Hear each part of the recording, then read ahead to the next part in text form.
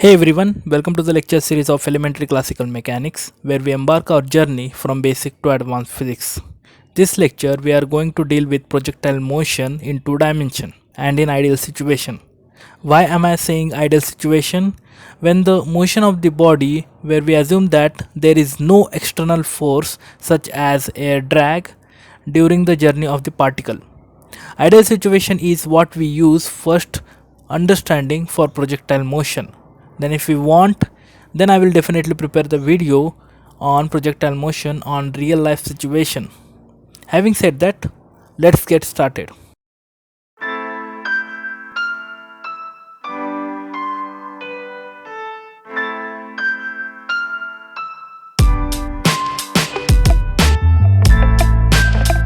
Before going further, if you have the basic understanding of three equations of motion and free fall motion, then you can understand easily this topic.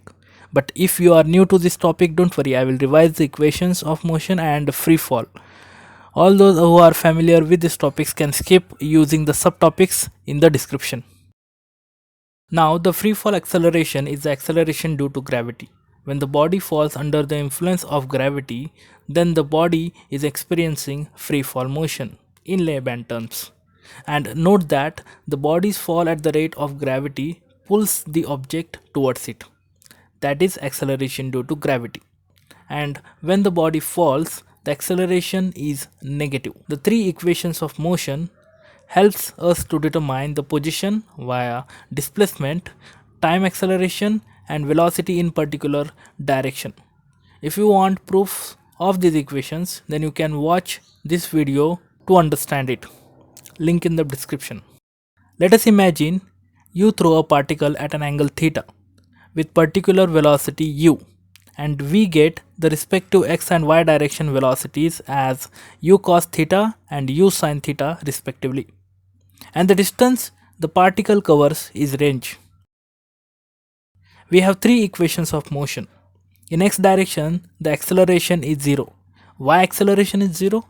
Because there is no external force increasing or decreasing the particle velocity from the moment the particle is thrown. Then after putting acceleration equals to 0, the first equation tells us that the final velocity is equal to the initial velocity.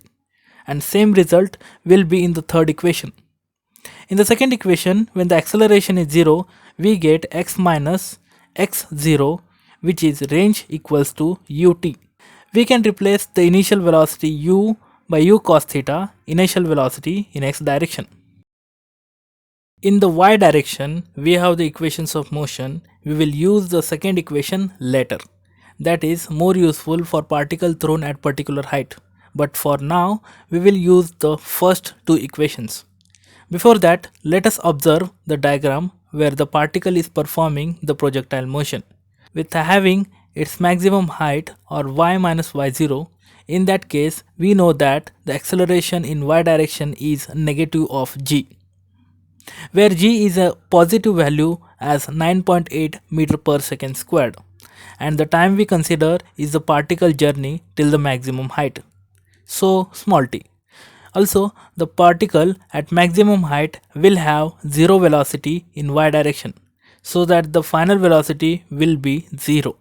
So, by using that concept in the first equation of motion, there we substitute the respective values of acceleration and initial velocity in y direction.